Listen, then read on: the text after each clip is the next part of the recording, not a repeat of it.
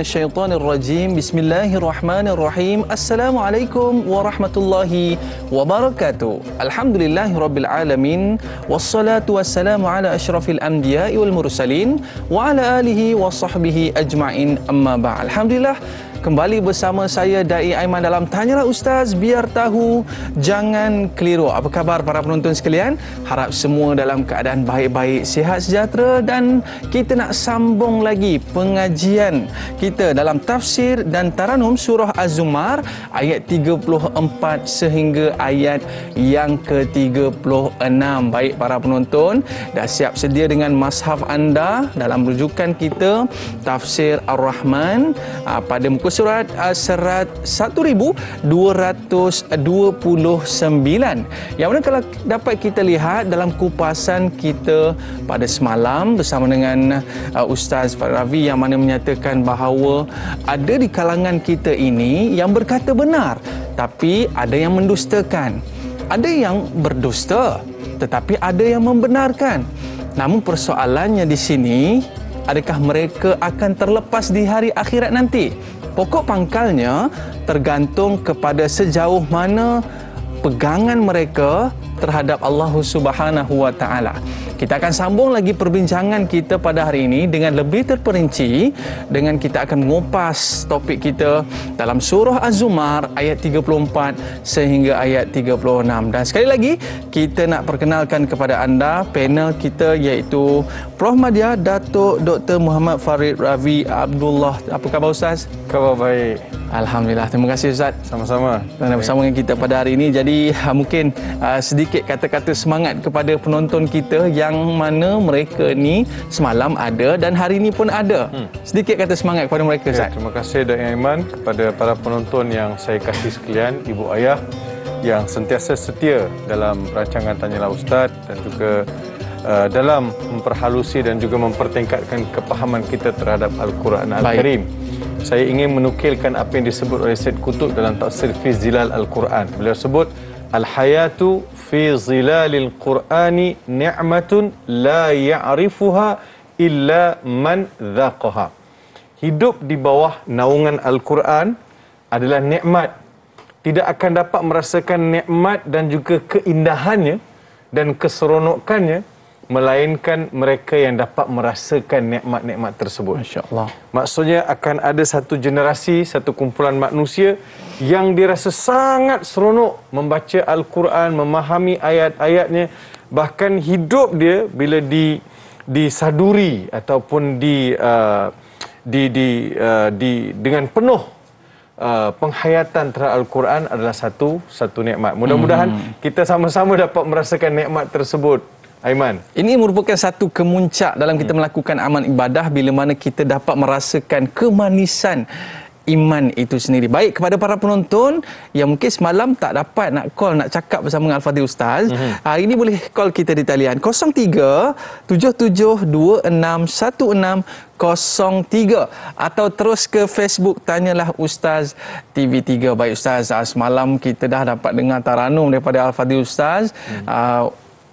Taranum Hijaz. Ya. Tapi hari ini Hijaz juga ke Ustaz? Ke lain pula? Kita buat lagu lain. Buat lagu lain? Kita buat lagu lain. Okey, baik. Sebelum kita mulakan tadabbur Al-Quran kita pada hari ini, kita nak dengar dulu alunan ayat suci Al-Quran daripada Al-Fadhil Ustaz. Dipersilakan. Terima kasih Dr. Aiman. Kepada para penonton yang saya kasih sekalian, kita mulakan dulu dengan doa.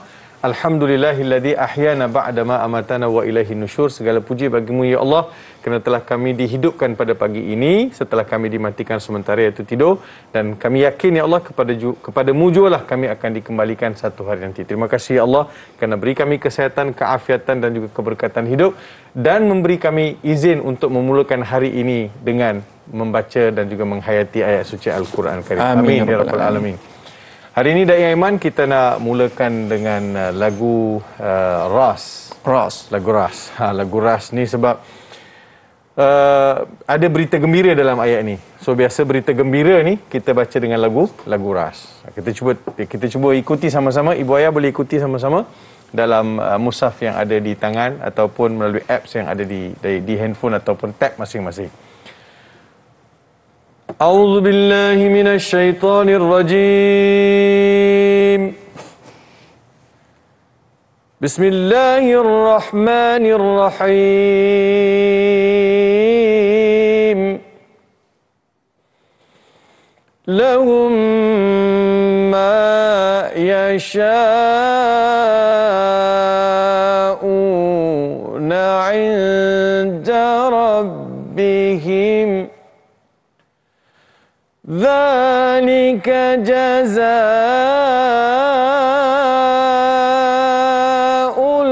muhsinin.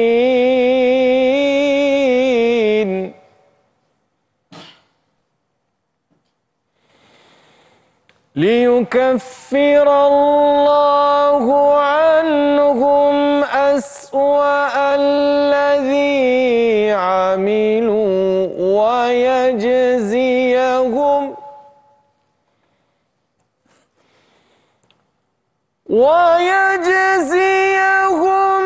أجرهم بأحسن الذي كانوا يعملون.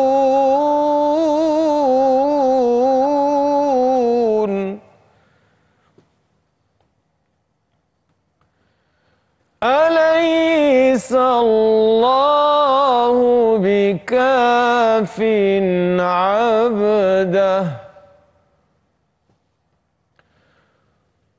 ويخوفونك بالذين من دونه ومن يضلل الله فما له من هاد. صدق الله العظيم. Sadaqallahul azim. Maka benarlah firman Allah Subhanahu wa taala. Kita lihat terjemahannya dulu, ayat 34. Disediakan untuk mereka apa yang mereka kehendaki di sisi Tuhan mereka. Demikianlah balasan orang-orang yang berusaha memperbaiki amal perbuatannya. Ayat ke-35, iaitu limpah kurnia yang demikian diberikan kepada orang-orang yang bertakwa. Kerana Allah hendak menghapuskan dari mereka, iaitu kalaulah ada seburuk-buruk amal perbuatan yang mereka telah lakukan, serta membalas mereka akan pahala mereka dengan balasan yang lebih baik dari apa yang mereka telah kerjakan. Ayat ke-36, bukankah Allah cukup untuk mengawal dan melindungi hamba-hambanya, iaitu mereka yang bertakwa, dan mereka menakutkanmu, wahai Muhammad, dengan yang mereka sembah yang selain dari Allah Subhanahu wa taala. Dan ingatlah, sesiapa yang disesatkan oleh Allah, iaitu dengan pilihannya yang salah, maka tidak ada sesiapa pun yang dapat memberi hidayah petunjuk kepadanya. Sadaqallahul azim. Begitulah 3 ayat yang kita baca tadi, Da'i Aiman, terjemahannya. Secara awalan ni, kita dapat lihat kalau kita rintis makna secara umumnya, pertamanya Allah Subhanahu wa taala mula menceritakan mengenai kumpulan yang dapat kebahagiaan. Kerana pada ayat 33, bila kita lihat ayat hujung ayat 33, ulaika humul muttaqun, iaitu mereka itulah mereka yang bertakwa. Ya. Sekarang dalam ayat 34, 35, 36, apakah benefit? Apakah limpah kurnia Tuhan kepada golongan muttaqun tadi, mereka yang bertakwa? Mereka akan dapat jazaa'ul muhsinin, mereka akan dapat balasan yang limpah kurnia sangat besar. Yang keduanya, Allah hapuskan dosa-dosa mereka, digantikan dosa tadi bila mereka beriman dengan amal soleh. Adanya liyukaffirallahu anhum. Maksudnya takfiru dhunub. Allah menghapuskan zunub. Kemudian yang ketiga, ayat ke-36, Allah sebut setelah kita bertakwa, setelah kita berada di depan Tuhan, setelah kita dapat belas ihsan, selepas dosa kita dihapuskan, maka yang akan protect kita siapa? Allah. Alaisallahu bikafin abdahu. Cukup Allah sebagai Tuhan yang akan melindungi. mengawal, menjaga dan juga memudahkan segala urusan-urusan seharian. Kerana mereka itulah golongan yang telah mendapat hidayah daripada Allah Subhanahu wa taala. Jadi bila dapat hidayah ni, Tuhan punya sayang lain. Tuhan punya kasih lain. Tuhan punya perhatian lain kepada golongan-golongan yang dijanjikan dalam ayat 34, 35, 36, ulaika humul muttaqun. Ini. Kalau ini keadaannya Aiman, ada rasa tak nak jadi orang bertakwa? Oi, saya teringin sangat Ustaz nak tergolong dalam golongan ini Ustaz. Dapat jadi orang bertakwa. Dia dapat special intention kata, dapat satu perhatian yang luar biasa daripada Allah Subhanahu wa taala. Ya. Baik Ustaz. Jadi pastinya para penonton kita ini Allah akan berikan golongan seperti ini, iaitu golongan yang bertakwa. Baik Ustaz, kalau kita dapat lihat pada ayat yang ke-34 ni Ustaz ya, bahawa mereka ni dikurniakan jazaul muhsinin, iaitu diberikan ataupun orang-orang yang berusaha memperbaiki amalannya. Baik Ustaz, mungkin kita boleh perincikan satu persatu ayat tersebut. Kenapakah disebutkan jazaul muhsinin? Tidak disebutkan dengan perkataan yang lain, dan juga disebutkan dalam ayat ini, iaitu lahum ma yasha'una inda rabbihim. Mungkin ada sesuatu yang tersirat daripada ayat ini Ustaz. Ya, terima kasih Dr. Ahmad. Pertama sekali kita lihat pada ayat yang ke-34. Allah Subhanahu wa taala mulakan dengan lahum. Lahum itu litakhsis. Bila Arab dalam bahasa kita panggil lahum, la itu litakhsis, untuk mengkhususkan. Maksudnya tidak ada grup yang lain akan dapat perhatian ini. Hanya kepada muttaqun. Muttaqun itu dibawa lahum. Ulaika humul muttaqun lahum ma yasha. Maksudnya mereka yang bertakwa itu ada satu pemberian lahum khusus untuk mereka, ma yasha'una 'inda rabbihim. Ma yasha'una 'inda rabbihim, tadi mereka sudah ada di syurga, sudah ada di hadapan Tuhan, sudah ada segala macam pemberian. Allah sebut ma yasha'un. Maksudnya sekarang sudah ada di dalam kategori orang yang dikasihi, disayangi oleh Allah. Sekarang apa saja yang kau mahu, apa saja yang saudara mahu, saudari mahu, ibu ayah mahu, Tuhan kata nikmatilah. Lahum ma yasha'una 'inda rabbihim.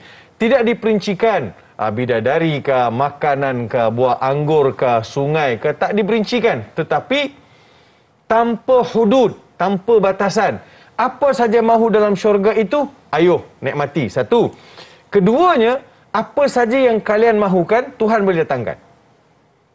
Dan benda dah ada. Dia tengok kanan, ada sungai, kiri ada bidadari, depan ada buah-buahan. Apa lagi you nak? Apa lagi nak? Apa lagi nak? Bagi tahu sajalah. Seperti mana yang disebut dalam beberapa tafsir yang lain, bagi mereka ma yasha'un lihaula'il muttaqin kullu ma yasha'unahu 'inda rabbihim wa maliku amrihim bisabab tasdiqihim lil haqq wa ittiba'ihim lima jaa'a bihi rasuluhum. Pertama sekali, bagi orang bertakwa tadi itu apa-apa yang mereka mahukan di sisi Tuhan mereka, tanpa sebarang penafian, sebab pemilik segala-galanya dalam syurga. Kita tahu dalam surah Fatihah kita baca Maliki Yaumiddin, ada riwayat lain baca Maliki Yaumiddin. Maliki Yaumiddin, pemilik syurga, pemilik alam semesta. Maliki Yaumiddin, penguasa. Dialah penguasa, dialah pemilik. You nak apa sekarang? Apa saja? Apa saja. Apa saja Allah Subhanahu wa taala boleh berikan, sebab mereka telah membenarkan Al-Quran. Mereka telah membenarkan Nabi Muhammad sallallahu alaihi wasallam. Aiman, membenarkan Al-Quran ni dia bukan ungkapan, dia bukan slogan Aiman. Saya benarkan Al-Quran ni. Ikut tak? Baca tak? Fahami tak? Ikut tak? Yang itu menjadi fokus. Itu menjadi tunjang. Bukan di mulut saja. Bukan. Dia kata, saya benarkan Al-Quran Ustaz. Tapi ikut tak? Membenarkan lain, ikut satu benda yang lain. Kemudian Allah Subhanahu wa taala sebut inda rabbihim. Kalimah inda rabbihim itu bermaksud yang membawa suatu gambaran litashrif wa litakrim. Inda rabbihim, di sisi Tuhan mereka, maksudnya Allah memuliakan mereka dan menghormati mereka. Mereka dimuliakan, mereka diberi apa saja mereka. Maksudnya disebut takrim wa tashrif. Inda rabbihim. Macam ni ibu ayah, bila baca setiap kali lafaz jalalah, Rabb, Rabbihim, Rabbuka, Rabbukum, Tuhan kau, Tuhan mereka, Tuhan kamu. Bila digabungkan Rabb dengan ganti nama kum, ka, hum, itu adalah menggambarkan tasyrif. Mustahil Tuhan nak gabungkan nama dia dengan ganti nama manusia. You nak gabung macam mana kalau you jahat? Betul? Betul tak? Pemberian itu Tuhan gabungkan dengan nilai tasyrif. Okay. Rabbukum, Rabbuhum. Nah, wa dzalika jazaa'ul muhsinin. Aiman, jaza maksudnya balasan. Baik Ustaz. Kita simpan dulu boleh Ustaz? Boleh. Okey. Boleh. Dan kita nak tahu kenapa disebutkan zalika jazaul muhsinin. Para penonton, minta maaf Ustaz. Boleh. Kita berehat seketika, jangan ke mana-mana. Kembali selepas ini Tanyalah Ustaz, biar tahu, jangan keliru.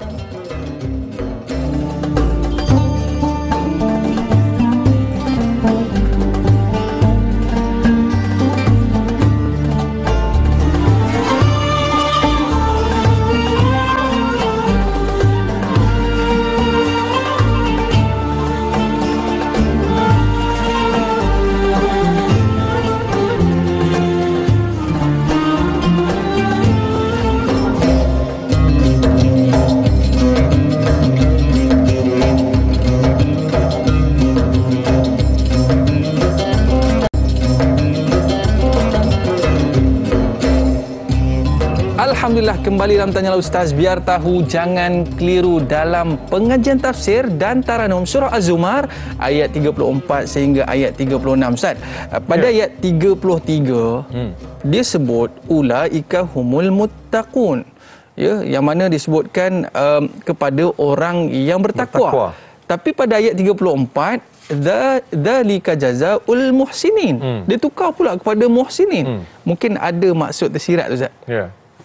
Aiman, soalan untuk sama-sama kita fikir. Boleh tak seseorang yang bertakwa itu bukan muhsin? Mungkin tak boleh ke Ustaz? Mustahil. Sebab semalam Ustaz bagi tahu dia ada 4 rukun takwa ni kan, takut kepada Allah. Dia takut itu tidak wujud kalau tidak kenal. Kenal Tuhan, lalu dia takut. Jadi kalau tak kenal Tuhan, tak takut. Yang keduanya, syukur. Syukur terhadap pemberian Tuhan. Sama ada nikmat iman, Islam, makan, minum, jawatan, kesihatan, semualah. Yang ketiga, beramal dengan Al-Quran. Baca Quran, faham Quran, beramal dengan Al-Quran, sampaikan Al-Quran kepada orang lain.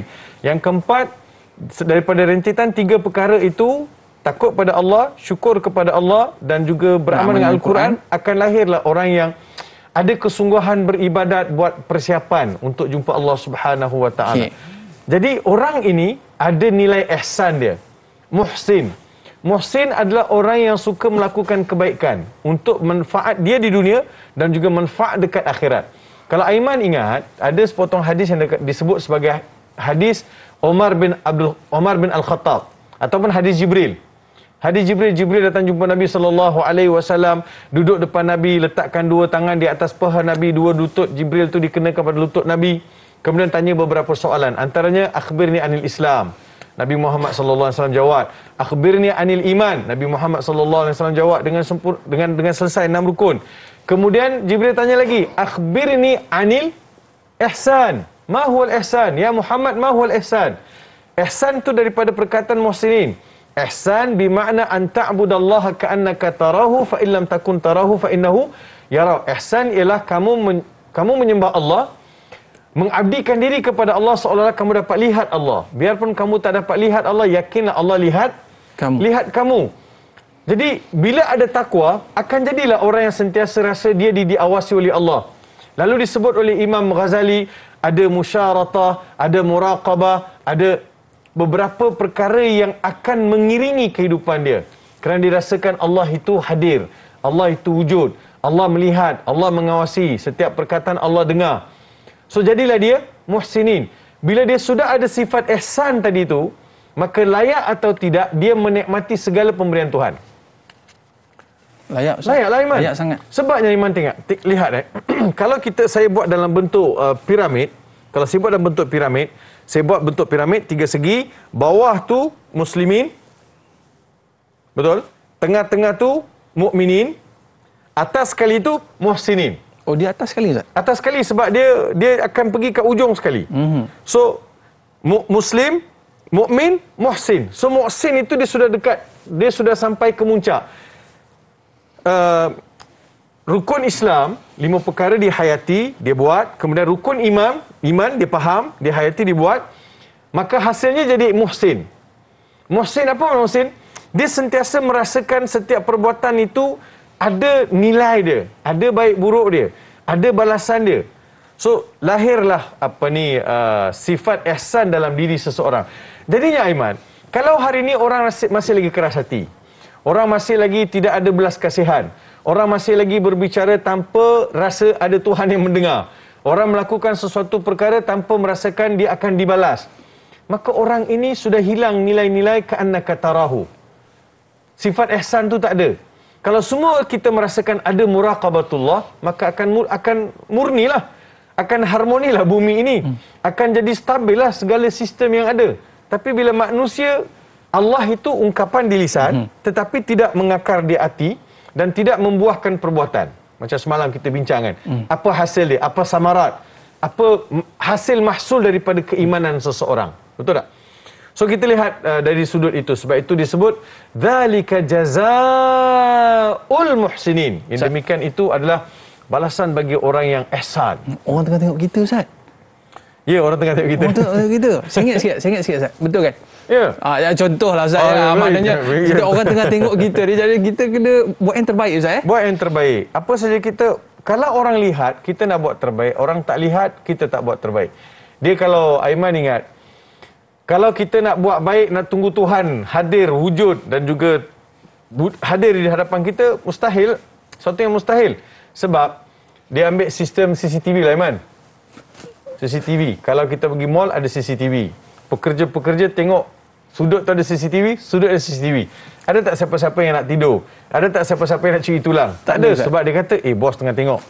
Tapi dikala bila tak ada, barulah menilai, barulah diukur keikhlasan dia, kesungguhan dia.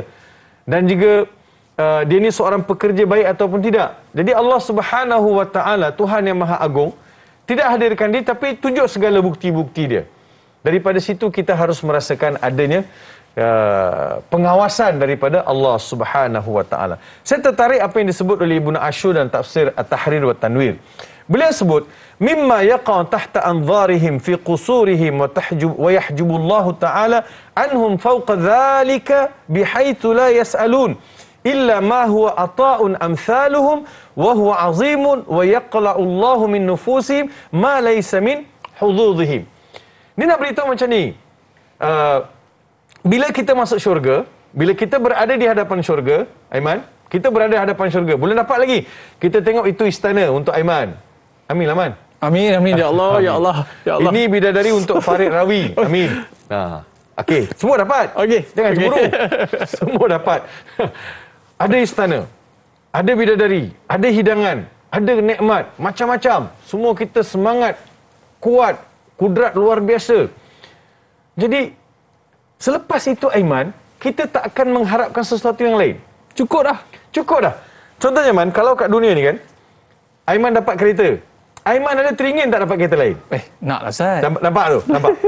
Aiman ada rumah. Aiman teringin tak ada rumah lain? Rumah yang lebih besar. Betul. Ada kolam renang, ada lift dalam rumah. Contoh kan?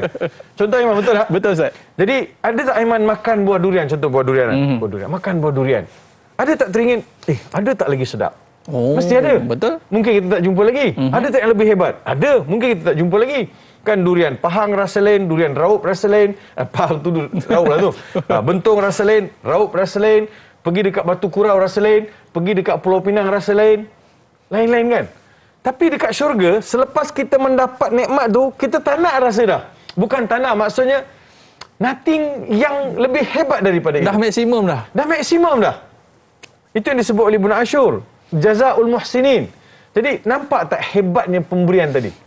Itu satu. Keduanya, Allah Subhanahu Wa Taala Rasulnya pesan pada kita, syurga ini you nak gambarkan macam mana sekalipun dia takkan sampai kepada gambaran sebenar.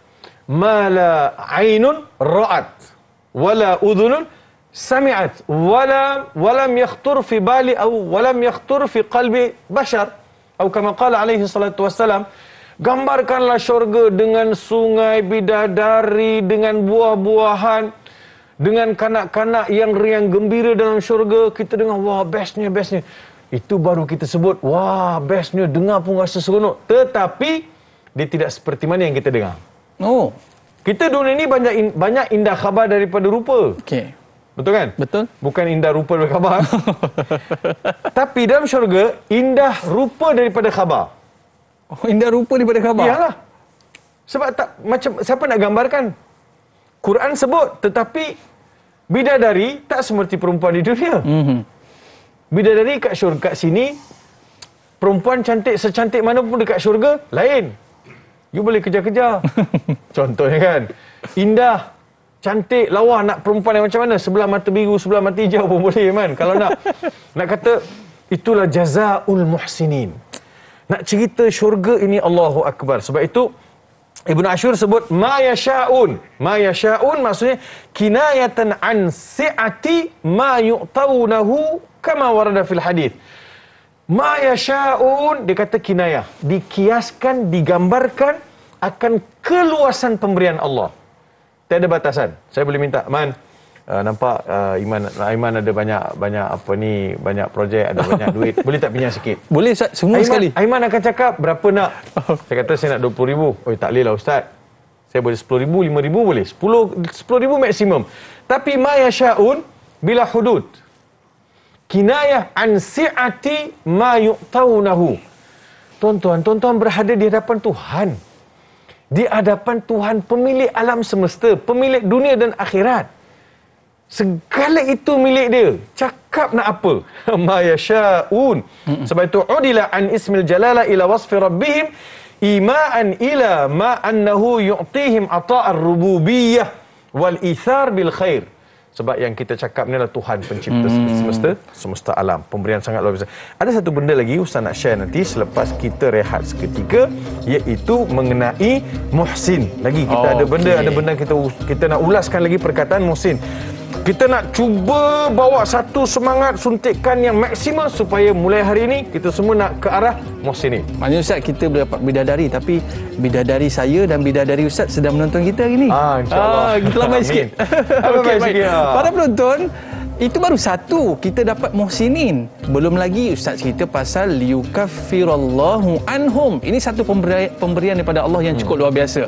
Para penonton mesti nak tahu, jangan ke mana-mana. Kembali selepas ini. Tanyalah Ustaz biar tahu, jangan keliru.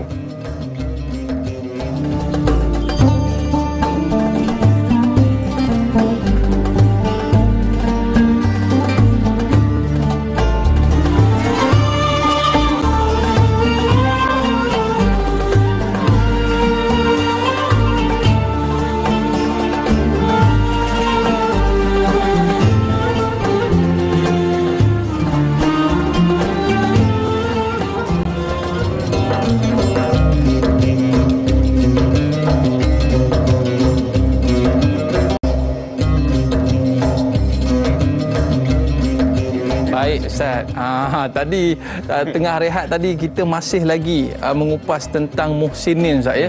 Sebab bukan senang Ustaz kalau kita buat satu-satu kerja, orang perhatikan tu, kadang-kadang sampai tak boleh dapat kerja. Betul. Bos ada kat depan tu, kan?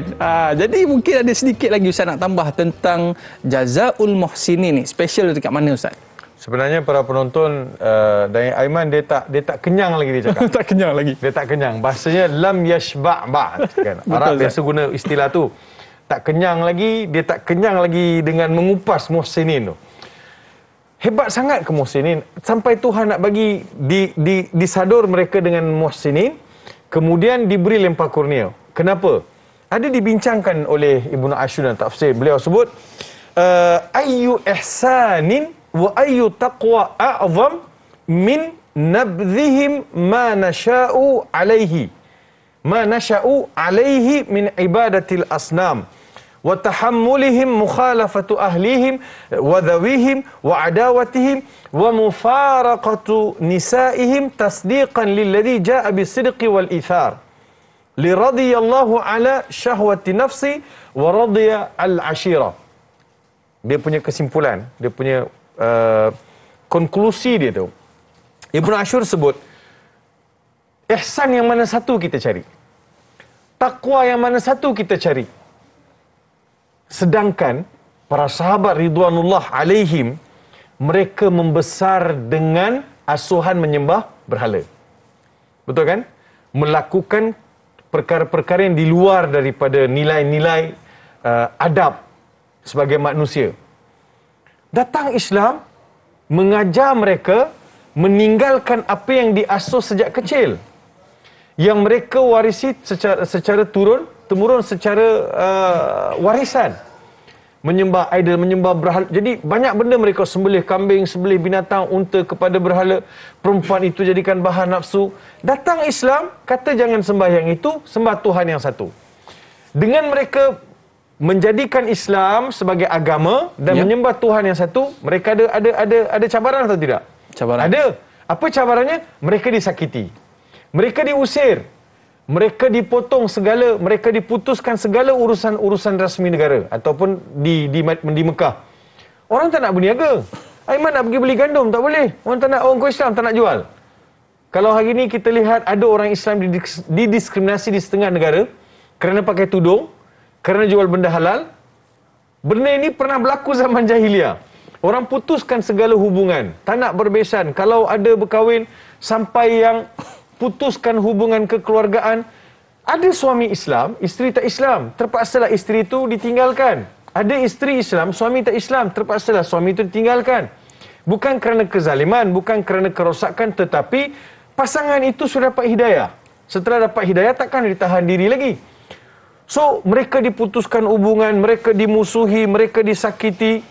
Semua itu, Aiman, kerana ittiba' lis-sidq. Kerana mereka mengambil langkah mengikut apa yang benar. Bukan satu yang mudah, Aiman. Untuk meninggalkan satu yang salah kepada satu yang benar.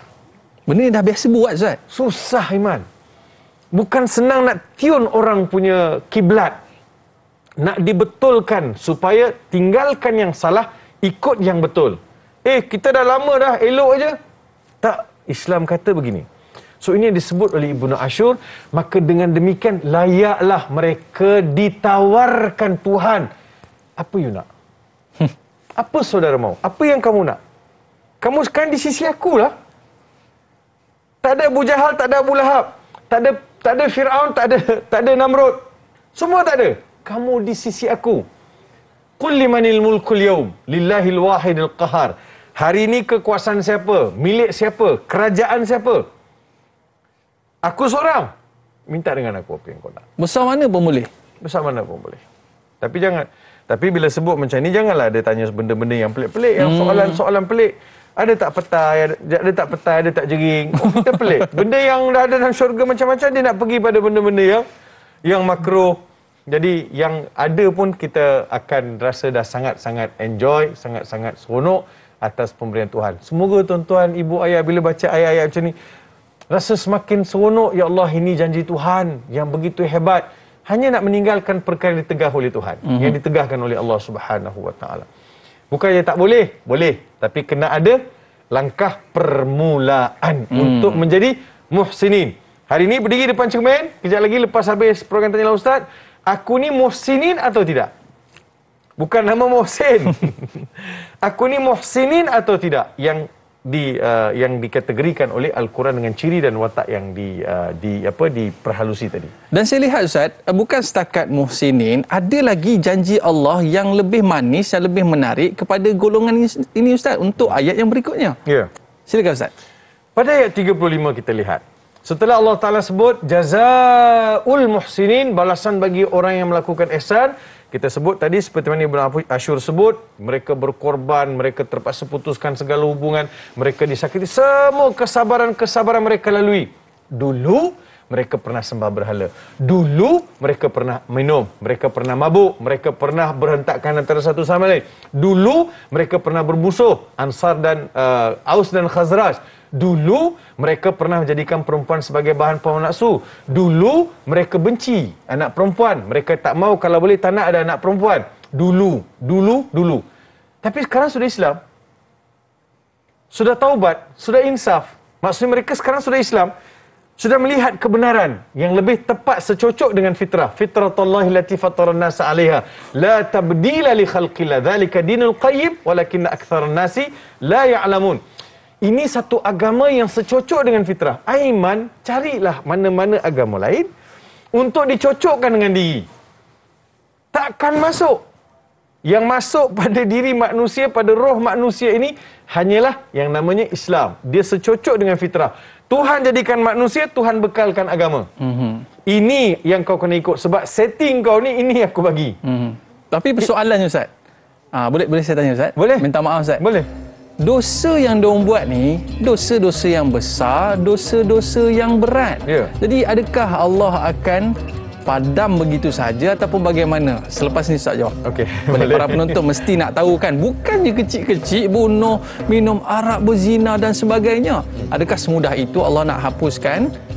Selepas ini kita akan jawab para penonton. Kita berehat seketika, kembali dalam Tanyalah Ustaz. Biar tahu, jangan keliru.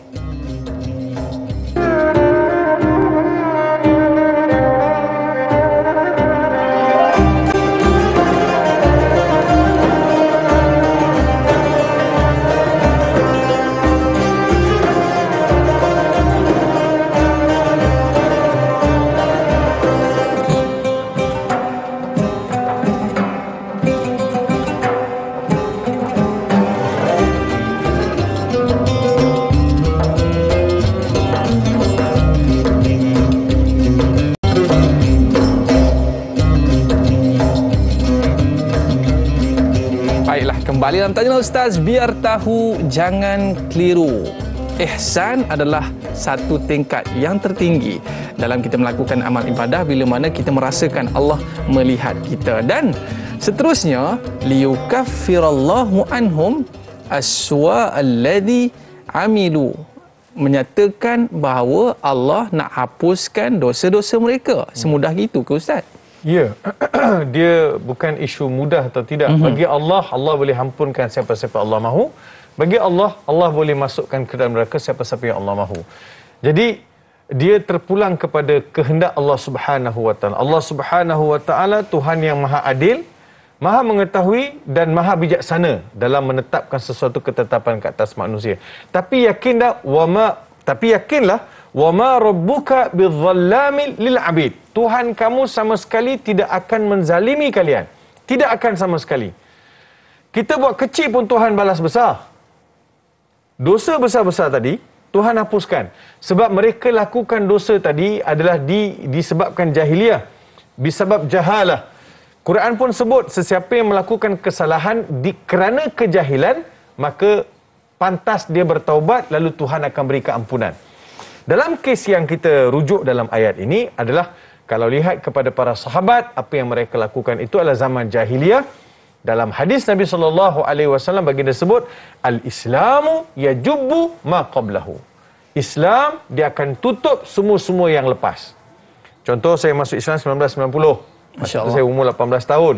Kalau ada dosa-dosa yang saya lakukan selepas saya baligh, maka dosa-dosa itu Tuhan gugurkan dengan masuk Islam. Maka bermulalah catatan baru, buku baru. Jadi liyukaffirallahu anhum sayyiatim. Perkataan liyukaffira, tadi Aiman ada tanya masa kami sembang-sembang, tadilah masa break tadi. Kenapa diguna perkataan liyukaffira Ustaz? Asal perkataan yukaffira dari kafarah. Kita biasa dengar perkataan kafarah, kafaratul majlis. Sama-samalah kita baca kafaratul majlis, suratul asr dan subhanakallahumma bihamdik. Kita baca kan? Lepas tu kafarah bagi puasa. Yeah. Kafarah bagi sumpah. Kalau seseorang itu bersumpah kemudian ditebus. Kafarah bagi mereka yang menziharkan isteri. So kafarah ini membawa maksud tebusan, ditebus. Jadi yang menebus dosa manusia ini, dosa kita dekat akhirat, Allah tebus. Allah tebus. Okey, you dah masuk Islam, you dah bertaubat, you dah insaf, you dah berhenti. Lalu Allah gantikan yang salah itu dengan dengan pahala. Tersebut anhum aswa alladhi amilu wa yajziyahum ajrahum bi ahsanil ladzi kanu ya'malun. Sebagai ini Aiman. Dosa yang dilakukan oleh manusia, dia adalah satu yang menyempitkan hati. Betul kan? Betul. Badan kita Aiman, saya ambil satu analogi. Kalau badan kita tak sihat, demam, batuk, Ada selera makan tak? Tak ada Ustaz, tak larat. Tak ada kan? Begitulah kenikmatan ibadat. Bila seseorang itu bergelumang dengan dosa, bergelumang dengan maksiat, dia takkan dapat merasakan nikmat ibadat. Dia akan hilang. Bagaimana badan itu dia menolak nikmat makanan, begitulah roh akan menolak nikmat ibadat. Dia tak akan rasa seronok. Sekarang bila mereka masuk Islam, Tuhan ganti merasakan kenikmatan beribadat. Sahabat baru 3 bulan masuk Islam sanggup mati untuk Islam. Masya Allah. Betul tak? Sahabat masuk Islam bila baru kahwin hari ni, malam petang tadi kahwin, malam belum lagi malam pertama, ataupun baru dia bersama isteri, tak sempat mandi, dah semboyan untuk perang berbunyi, keluar pergi jihad, syahid, malaikat turun, mandikan dia. Itu dia sahabat bernama Hanzalah, Ghasilul Malaikah. So, pantas mereka berubah. Pantas mereka berubah sebab kerinduan mereka kepada syurga setelah mereka bergelumang dengan kesalahan ataupun kerosakan. Jadi, ini kelebihan. Itulah hebatnya. Allah gantikan bi ahsanil ladzi kanu ya'malun. Jadi, bila Tuhan janjikan, dunia ni nikmat berapa lama? You nak seronok berapa lama? Tuhan janji lagi besar. Jadi lagi besar. Sekarang sudah tukar keseronokan dunia digantikan dengan keseronokan untuk mencari keredaan Tuhan. Itu anggap bi ahsanil ladzi kanu ya'malun. Pertama, dia akan ubah dulu persepsi. Yang sudah tu sudah. Kita buka buku baru dengan satu keseronokan beribadat kembali pada Allah supaya kita dapat balasan yang terbaik di sisi Tuhan. Maknanya bukan setakat Allah hapuskan dosa, Allah ganti pula dengan keseronokan dalam kita melakukan ibadah. Baik Ustaz, kita dah boleh raikan soalan ke Ustaz? Boleh. Baiklah, gelanggang soalan mula dibuka. Kepada para penonton, nak tanya soalan, boleh terus ke Facebook ataupun hubungi kita segera. Baik, kita dah ada soalan di Facebook bersama dengan sahabat kita, Masrifah Nur Jamain, ayat yang 34. Adakah ayat ini menuntut kita agar menjadi hamba-Nya yang benar-benar bertakwa? Yang kedua, apakah maksud mereka memperoleh apa yang dikehendakinya dari Tuhannya? Mohon pencerahan daripada Ustaz. Ya, jawapan bagi soalan ditujukan oleh Puan Masrifah tadi. Ya, betul. Allah Subhanahu Wa Taala mahukan menjadi kita orang yang bertakwa. Bertakwa dalam erti kata yang sebenarnya. Bukan bertakwa dalam lingkungan slogan ataupun ungkapan. Muttaqin, dia akan kita dapat lihat perubahan kepada kehidupan dia, amal soleh dia, percakapan dia, perjalanan dia. Jadi semuanya akan mengubah. So orang bertakwa sentiasa ingat Tuhan. Dan nak tahu orang tu bertakwa atau tidak pun juga, Aiman, bila cakap dengan dia kita rasa seronok, akan ingatkan kita pada mati, dan bicara dia juga akan membawa kita kepada mengingati Allah Subhanahu Wa Taala seperti mana tanyalah Ustaz pagi ni. Masya-Allah. Okay, satu. Yang keduanya, apa yang ditanya tadi adalah untuk apa yang Allah kehendaki itu. Apa yang Allah kehendaki. Allah kehendaki maksudnya yang dinamakan apa yang dikehendaki, apa-apa saja yang dikehendaki dalam syurga. Kita sebut tadi bahawa bila masuk syurga, bila di sisi Tuhan dan redha, Allah dah redha, apa yang kita mahu? Apa yang Puan Masrifah mahu dekat akhirat? Di sisi Tuhan. Nak bidadara? Mungkin ada perempuan tanya kan, bidadari sebut, bidadara tak sebut. Betul tak? Betul juga. So, ada tak bidadara? Ada. Azwajuhum, dalam Quran sebutkan, maka disediakan untuk mereka azwajuhum, pasangan-pasangan. Dia tak sebut pasangan tu lelaki ke perempuan. Satu. Yang keduanya, kalau kata lelaki, sebab orang lelaki adalah ketua rumah tangga. Kalau dia betul lah yang lain. Betul. Kan? Yang ketiga, lelaki ni adalah penguasa, adalah pembentuk, adalah pembimbing. Kalau betul mereka, baiklah yang lain. Yang keempat pula, dia memotivasikan orang lelaki kerana orang lelaki ini yang perlu dimotivasi sangat. Serius cakap? Betul Ustaz. Kat rumah, kalau kat rumah semua orang tahulah siapa yang bangun dulu subuh. Orang perempuan. Siapa yang konsisten mengaji? Orang perempuan. Betul. Hari ni yang ikut tanyalah Ustaz. Kalau kita pecahkan kepada jantina, perempuan lebih ramai. Jadi orang lelaki kena motivasi. Bang, bangunlah bang. Cepatlah bang. Buatlah bang. Ayo bang. Dah lah tu. Abang ni ketua. Abang ni pemimpin. Abang ni adalah leader. Abang ni adalah contoh. Jadi semua pada abang. Pada cik abang kita. So sebab itu, dia abang-abang itu perlu jadi lebih hebat.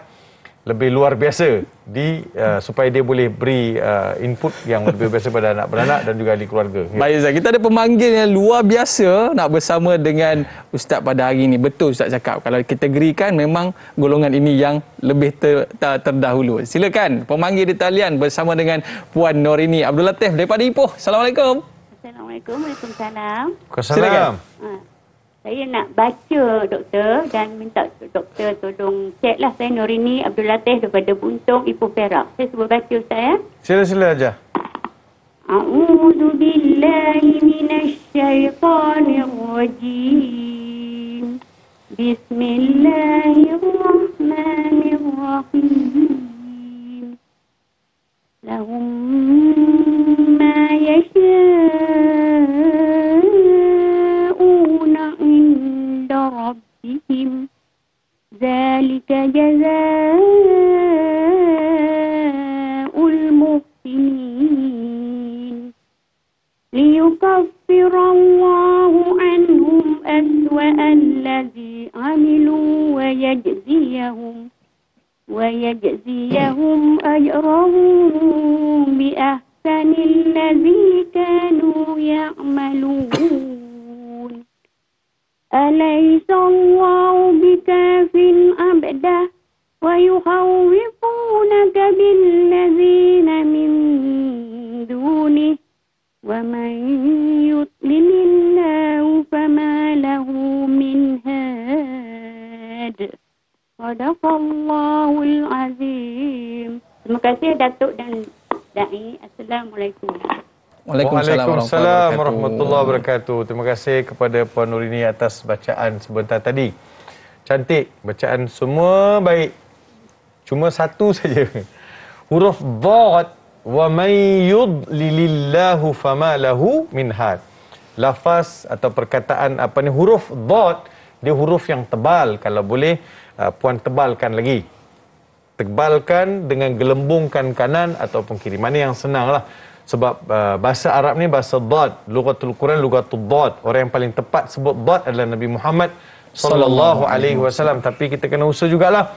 Wa may yudlilillahu fama lahu min had. Dhad dipanggil huruf istitalah. Huruf istitalah ini maksudnya ada yang iman. Dikatakan kita ambil getah. Kita ambil himpunan getah, katakan 20-30 getah kita ambil, kita tarik. Macam tu lah. Wa may yudlil. Dia akan jadi yudlilillah min fadli. Dia mesti ada fadli. May yud. Dia mesti yud. Tengok, kalau yud, tengok mula kan. Yud. Tutup balik. Okey. InsyaAllah Jun kita buka balik. InsyaAllah. Itu di antara perkara yang Hajah kena test, uji dan latih to be di hadapan cermin. Kot minggu depan nanti ada panggilan lagi. Kalau jumpa huruf dhad, dah perfect sikit dah. Ya, markahnya bagaimana Ustaz? Ini kita bagi 8/10 lah. 8/10 masya-Allah. Nanti boleh hubungi kita lagi Ustaz. Lulus tu. Dengan cubalah. Sahabat kita Ustaz di Facebook nak tanya soalan. Salrasid Cik dunia adalah pentas ujian. Akhirat adalah tempat menuai nikmat. Apakah natijah balasan kepada orang-orang yang bertakwa? Silakan Ustaz. Ya. Dunia adalah tempat kita menanam. Ya. Buat amal soleh. Dekat akhirat adalah tempat untuk kita menuai hasil. Apakah natijah balasan kepada orang yang bertakwa? Ini yang disebutkan dalam ayat tadi. Pertama sekali, mereka akan dapat apa saja mereka mahu di sisi Tuhan. Keduanya, mereka akan dihapuskan segala dosa-dosa lepas. Kemudian Allah Subhanahu Wa Taala akan lindungi mereka. Ini 3 perkara ini pun sudah cukup cantik kalau ada takwa dalam diri kita untuk kita perolehi, kita raih di sisi Allah Subhanahu Wa Taala. Kita ada pemanggil di talian nak bersama dengan Al-Fatih Ustaz. Assalamualaikum. Siapa di talian? Waalaikumsalam warahmatullahi wabarakatuh. Doktor dan Dai Haji Tukinon, Haji Muhammad Saleh, Sudai. Silakan Tuan Haji Tukinon.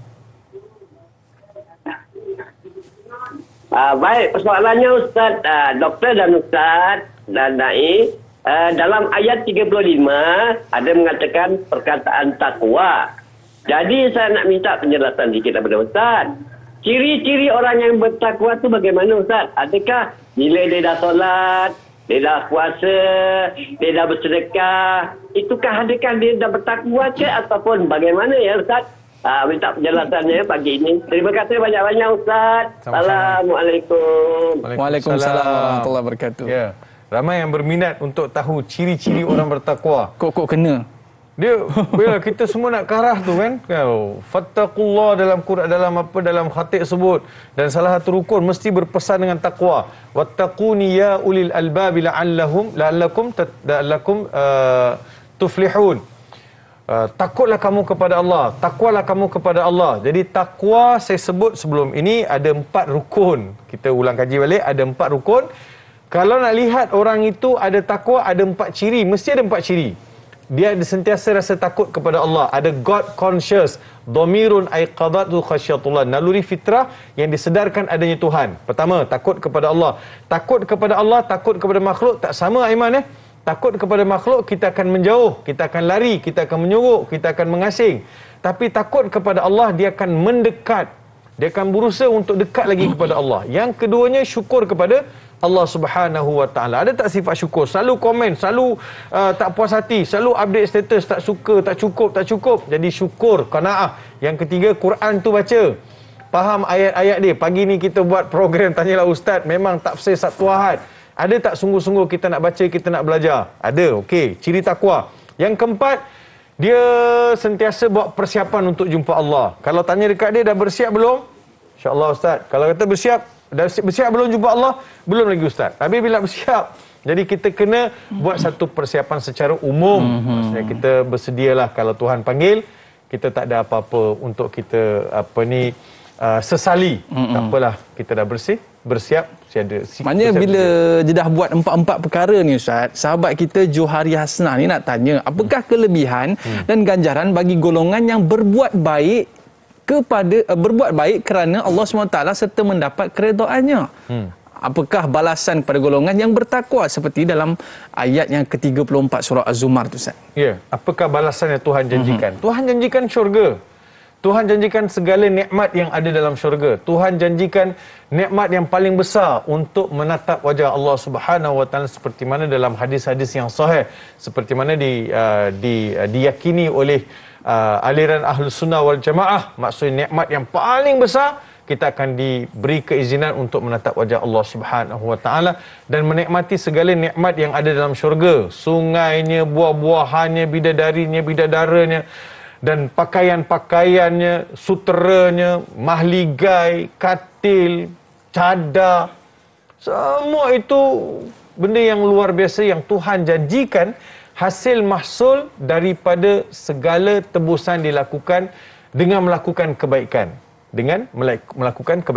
Mungkin ramai di antara kita, termasuk saya, tak ada seorang pun yang terlepas daripada melakukan dosa. Kan? Kita semua sama dosa kecil, dosa besar. Kullu bani Adam khata' wa khairu khata'ina tawwabun. Setiap anak Adam melakukan kesalahan. Ibu ayah, para penonton, semua kita melakukan kesalahan. Tapi sebaik-baik orang yang melakukan kesalahan, kesilapan, terlanjur adalah mereka yang mahu bertaubat, menyesal, meninggalkan, lalu mengubah kehidupan mereka ke arah yang lebih baik. Balasannya syurga, balasannya nikmat, balasannya pelbagai perkara yang tak sempat kita nak sebut satu persatu. Masuk dulu syurga, baru kita tahu betapa indahnya janji Tuhan itu. Baik, kita nak sambung selepas ini Ustaz. Menariknya kita tinggal benda buruk, Allah ganti benda baik. Dan kita nak sambung lagi selepas ini di TV9 lagi 30 minit dan kita dah tamat di TV3 Ustaz. Para penonton jangan ke mana-mana, kembali selepas ini Tanyalah Ustaz. Biar tahu, jangan keliru.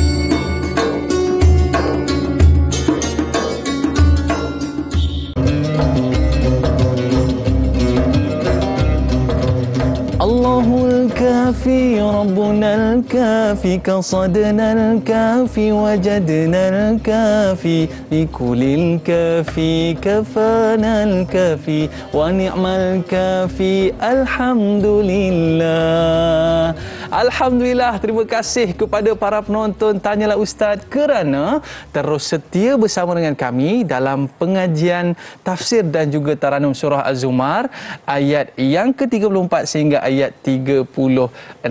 Baik, kita masih lagi bersama dengan Ustaz Fahri Ravi. Ustaz, dalam lirik lagu yang saya nyanyikan tadi Ustaz, menunjukkan bahawa Allah mencukupkan kita kepada semua perkara. Betul. Adakah kaitannya dengan ayat 36 ni Ustaz? Ya.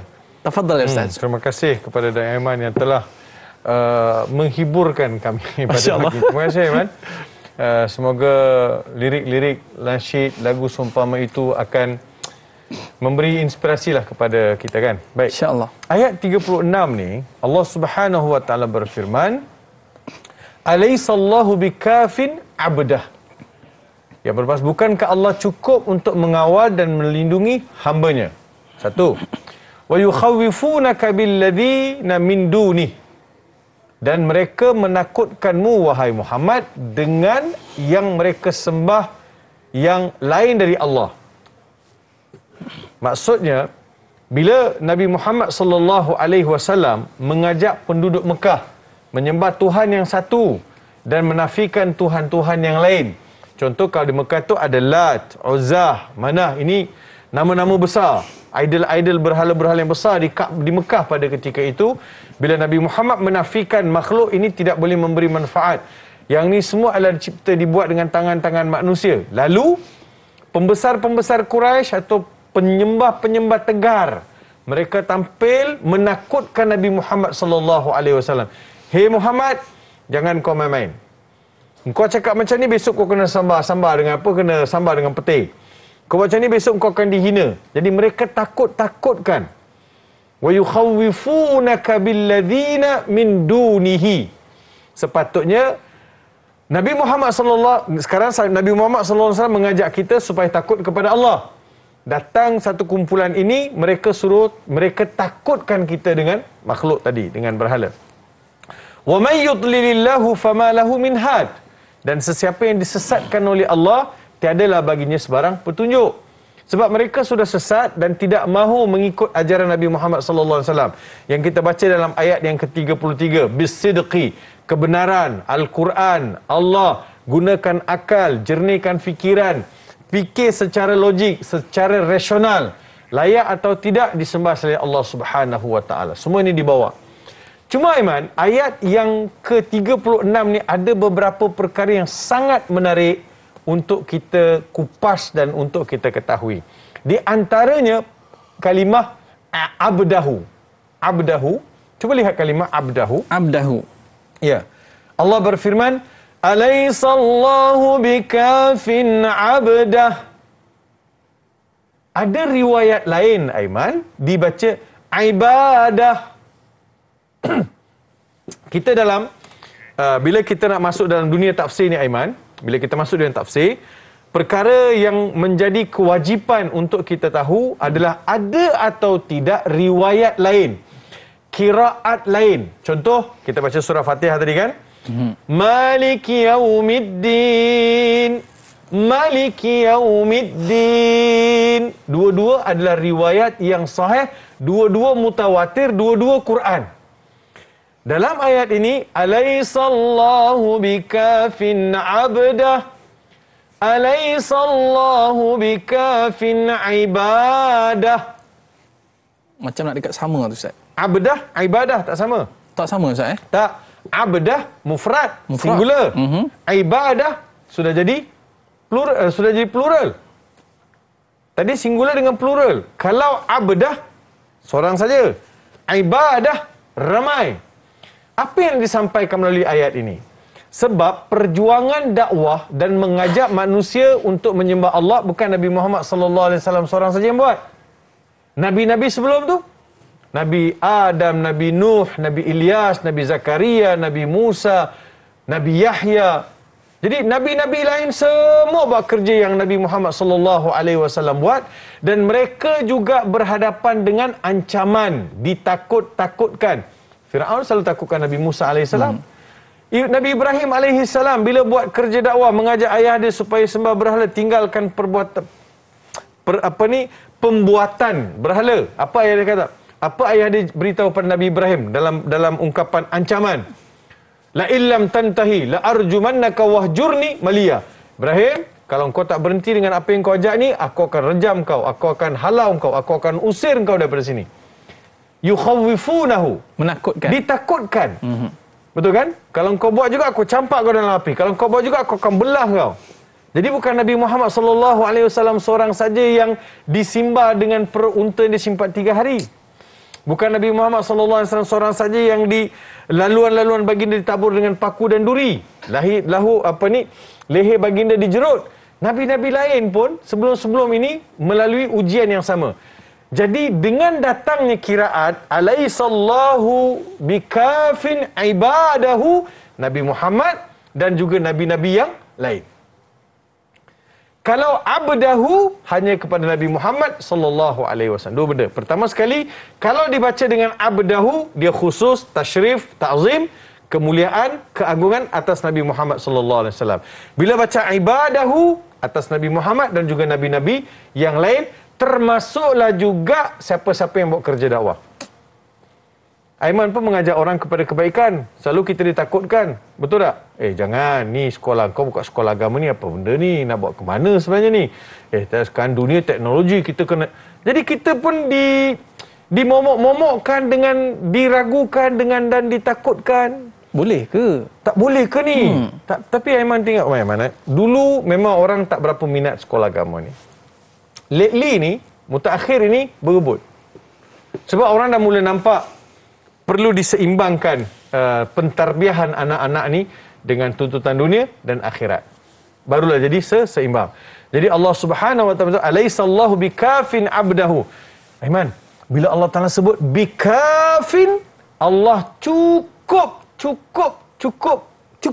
Tak perlu toleh pada siapa dah. Allah dah protect dari every single sudut. Sebab itu Nabi Muhammad sallallahu alaihi wasallam bila penduduk Mekah nak merancang bunuh Nabi Muhammad sallallahu alaihi wasallam, baginda diberitahu oleh Jibril supaya baginda berhijrah.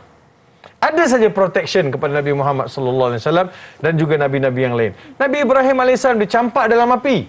Api tak bakar pun. Qulna ya naru kuni bardan wa salaman ala Ibrahim. Kami perintahkan api, wahai api, jadilah kau sejuk dan sejahtera ke atas Ibrahim.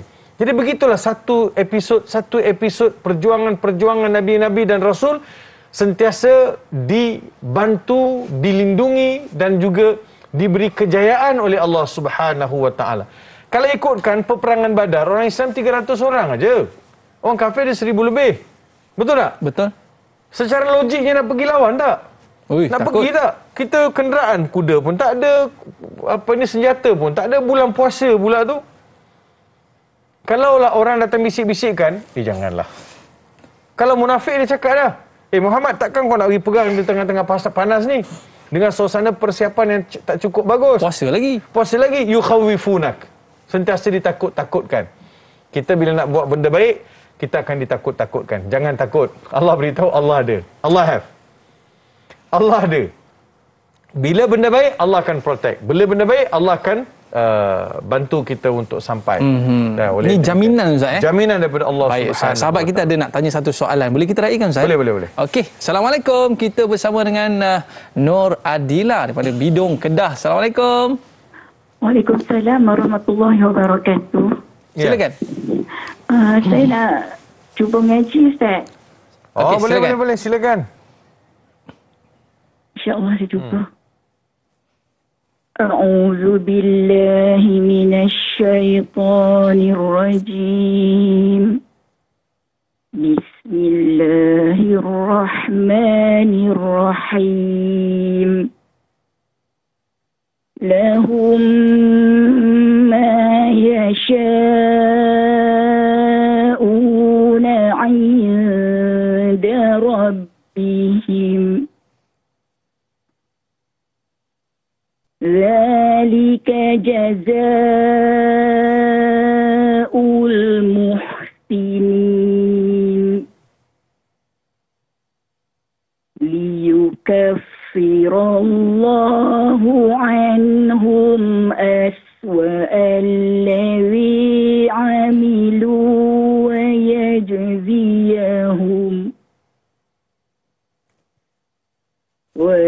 ليجزيهم أجرهم بأحسن الذي كانوا يعملون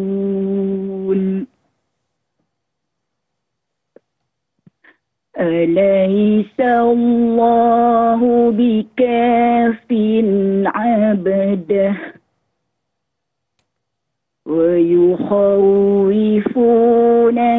بالذين من دونه ومن يضلل الله فما له من هاد صدق الله العظيم.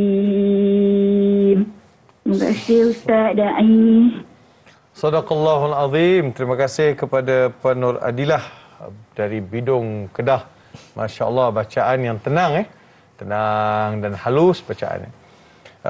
Puan, cuma satu huruf saja saya nak beritahu. Kalau boleh dijelaskan lagi sebutannya, jaza, zai, huruf za.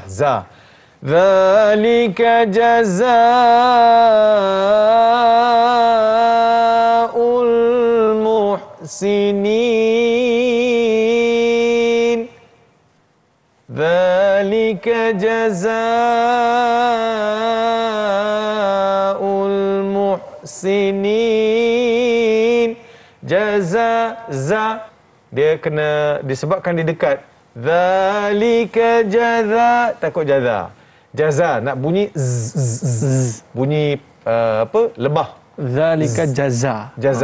Zalika jazaa'ul muhsinin.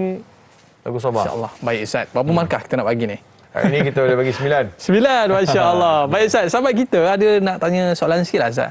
Boleh kita raikan di Facebook? Boleh, silakan. Sama dengan Rahimah Saud. Kadang-kadang manusia ni hilang pertimbangan dalam menilai sesama sendiri.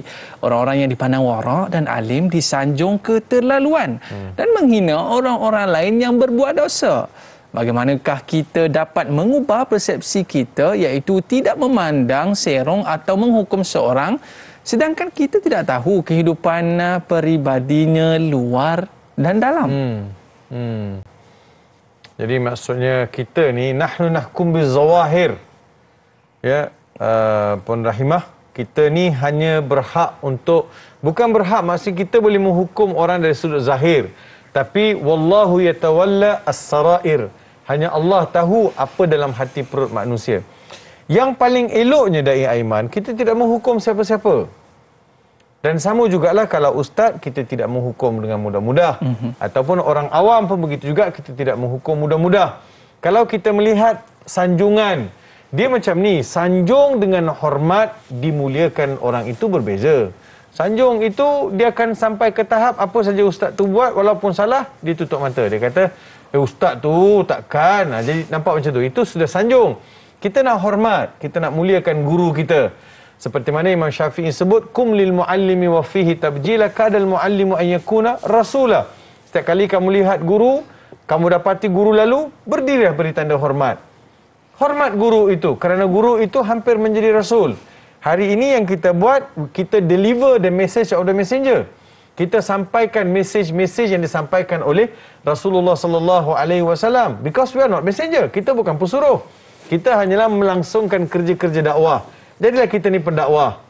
Tapi kita bukan messenger, tapi kita sampaikan apa yang ditinggalkan oleh Nabi Muhammad SAW. Jadi perlu dihormati. Dan perlu dihormati, perlu dimuliakan guru itu.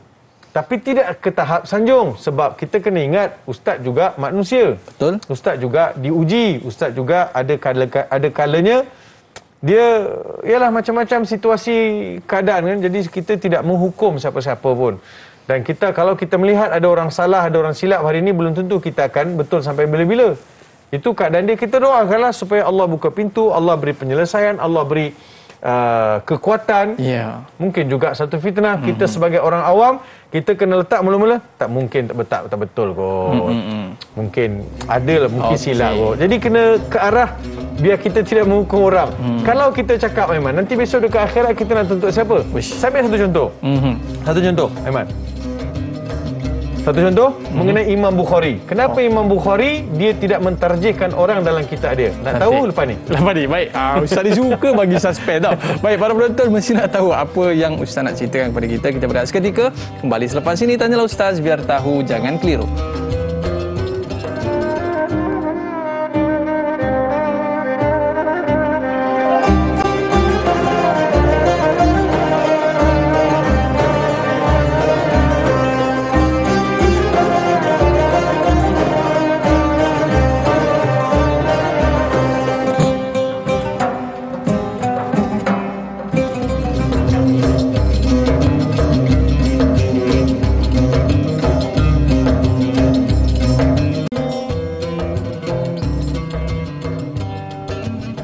Alhamdulillah, kembali dalam Tanyalah Ustaz, biar tahu, jangan keliru. Ustaz, penonton kita dah tak sabar dah nak sambung cerita tadi tu. Silakan Ustaz. Ya, sebab dia al-jarh wa ta'dil. Maksudnya mencela dan juga mempositifkan orang ni. Aiman ini syakhsiah yang macam mana? Apa kelemahan dan apa kekuatan? So dalam periwayatan hadis, kita diajar satu ilmu dipanggil ilmu jarh wa ta'dil. Yang mana dalam ilmu itu kita akan kaji rijalul hadis. Perawi-perawi yang ada dalam sanad itu dikaji seorang-seorang. Seorang-seorang akan dilihat, diteliti. Ada di antara mereka yang memenuhi kriteria, layak dia, hafalan dia, penulisan dia diambil dalam riwayat. Ada di antara mereka yang tak dapat diambil kerana beberapa kategori, beberapa sebab. Sebab musabab itu terpulang kepada perawi, kepada sarjana itu. Imam Bukhari ada sebab sendiri, Imam Muslim ada sebab sendiri. Macam inilah, Aiman. Ada ulama melihat bahawa keaiban ke atas seorang perawi kerana sesuatu perbuatan. Apa perbuatan dia? Minum air sambil berdiri. Ada perawi kata yang tu tidak mencacatkan peribadi dia, aku boleh terima. Ada yang kata tak boleh. Nabi suruh minum duduk, dia minum berdiri, aku tak nak ambil riwayat. Terpulanglah. So jarh wa ta'dil yang kadang-kadang tidak disepakati, ikut individu. Tapi kalau benda yang besar, kalau dusta, penipu, kan mereka hadis, yang itu semua tak diterima. Jadi bila Imam Bukhari menjarahkan orang atau perawi, mentakdilkan, dia takkan sebut rajulun kadzab. Perawi ini pendusta, perawi ini adalah mudallis, perawi ini adalah dajjal. Dia tak sebut. Dia sebut la akhudhu minhu. Aku tak ambil riwayat dia. Aku tinggalkan dia. Aku tak berpaling kepada periwayatan dia. Orang tanya, dia tu jelas wahai Imam Bukhari, seorang pendusta kata sebut. Aku tak mau besok dekat akhirat ada yang tarik jubah aku daripada belakang. Nampak tak? So kita kena berhati-hati dalam mengulas ataupun mengkomen sebab kita semua tak ada yang perfect. Nahnu lasna qudha wa nahnu du'at. Kita bukan qadi tapi kita adalah pendakwa. Baik Ustaz, kita ada sahabat kita di talian, dipersilakan Encik Omar Abdul Majid. Silakan. Assalamualaikum. Waalaikumsalam warahmatullahi wabarakatuh. Dari Aiman dan Datuk Muhammad Farid Rawi Abdullah. Saya Omar Abdul Majid dari Felda Sini Timur 3 Pekan Pahang. Ya. Assalamualaikum Datuk dan Dai. Waalaikumsalam. Soalan saya begini Datuk Datuk bagaimana ayat 34, 35 dan 36 ni apa yang sifat yang Datuk cerita itu muhsinin ini. Sikap muhsinin ini bukan senang nak ada pada seorang itu, bukan senang nak kekal ataupun istiqamah.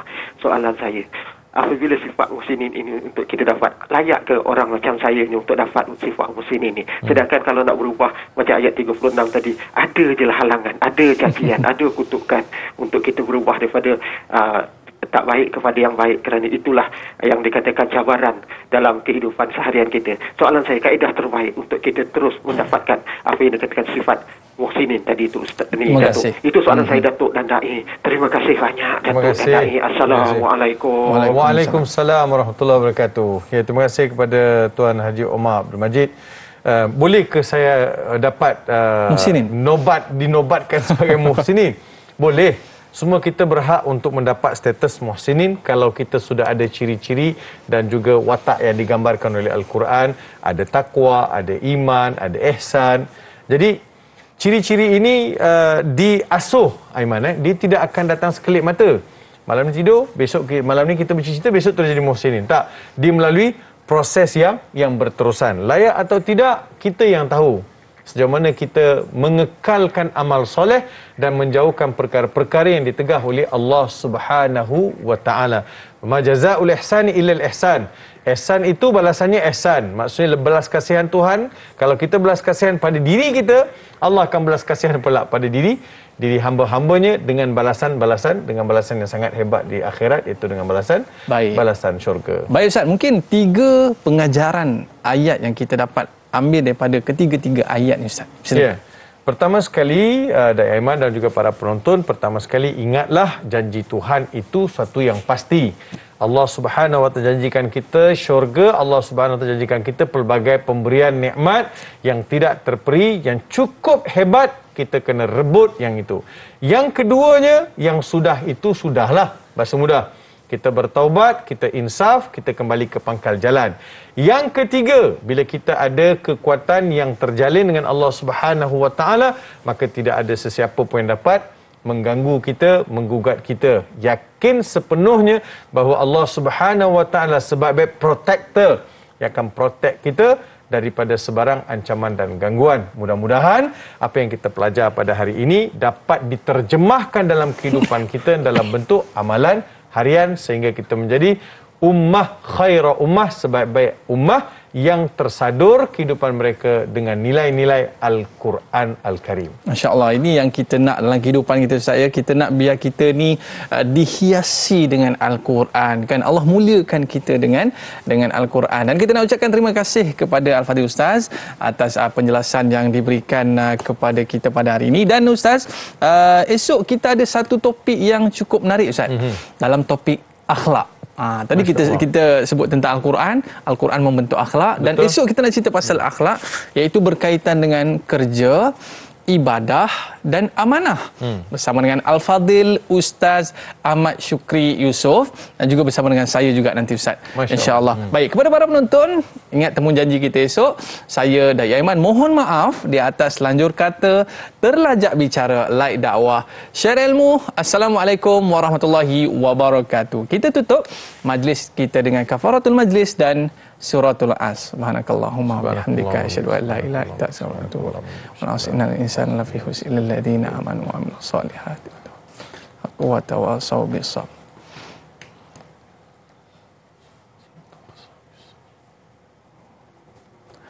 Baik.